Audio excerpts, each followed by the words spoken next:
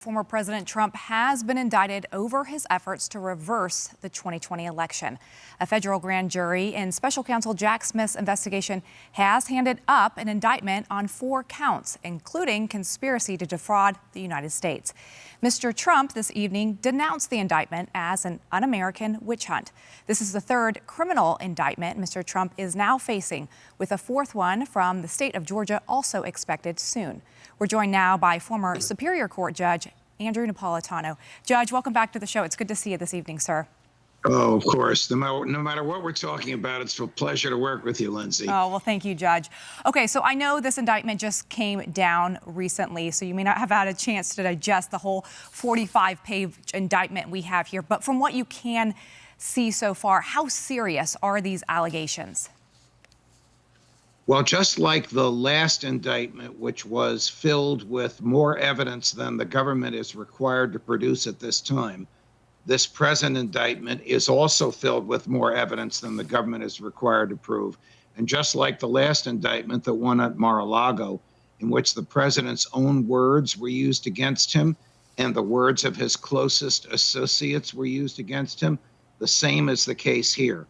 What's interesting here, Lindsay, is that there are 6 unindicted co-conspirators. Now, I know one of them is Rudy Giuliani. I can just tell from the allegations of the involvement of this co-conspirator that it is the former New York City mayor. None of these co-conspirators has been indicted. We just saw the press conference of Jack Smith, and one of the reporters there quite properly said, "Why didn't you indict any of the co-conspirators?" And he didn't answer. I'll tell you why. Because those co-conspirators are now government witnesses. If they had not been government witnesses, they would have been indicted for the same conspiracy for which Trump was indicted. Now, what is a conspiracy? A conspiracy is an agreement to break the law. It is often unsuccessful. So the government doesn't charge that the actual law was broken. It charges only that there was an agreement to break the law. In this case, the government says there were 4 agreements involving 6 co-conspirators and the former president, and that there was an agreement among and between them to commit these 4 crimes. If these 6 people, once revealed, testify against the former president, and from my experience, I can tell you that's the roadmap that Jack Smith sent us. This, like Mar-a-Lago, is a very serious and potentially devastating case against him, to be tried in a forum where he is much less popular than South Florida. This forum is Washington, D.C.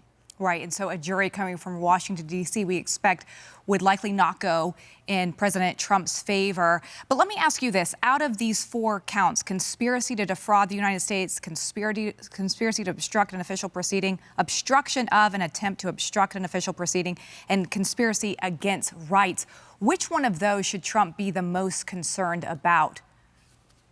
I think the obstruction one, because that one charges that the conspiracy was complete.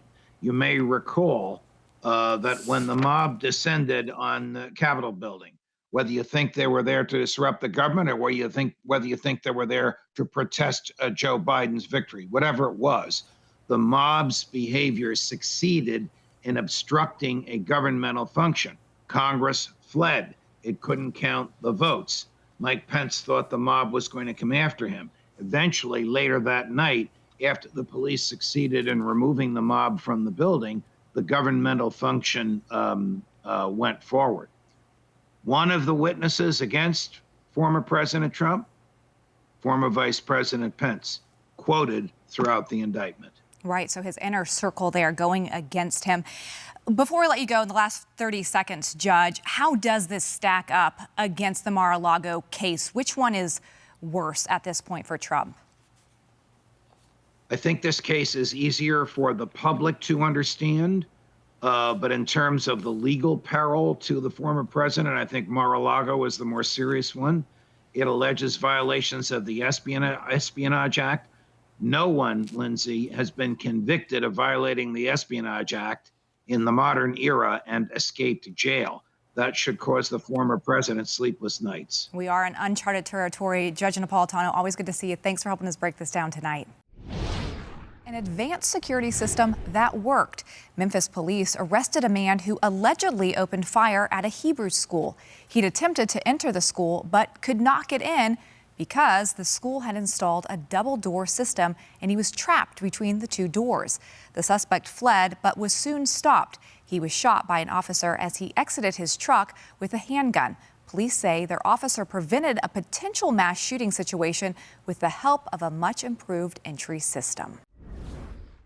A new Gallup poll shows Republicans have a partisan edge over Democrats, while 45% say they are Republicans or lean that way, versus 42% who say they are or lean towards being Democrat. Pharmacy retail chain CVS is laying off 5,000 workers. The layoffs will primarily affect corporate staff and not its stores, pharmacies, or clinics. The company says it is taking difficult but necessary steps to reduce expenses. A rule that essentially bans incandescent light bulbs takes effect today.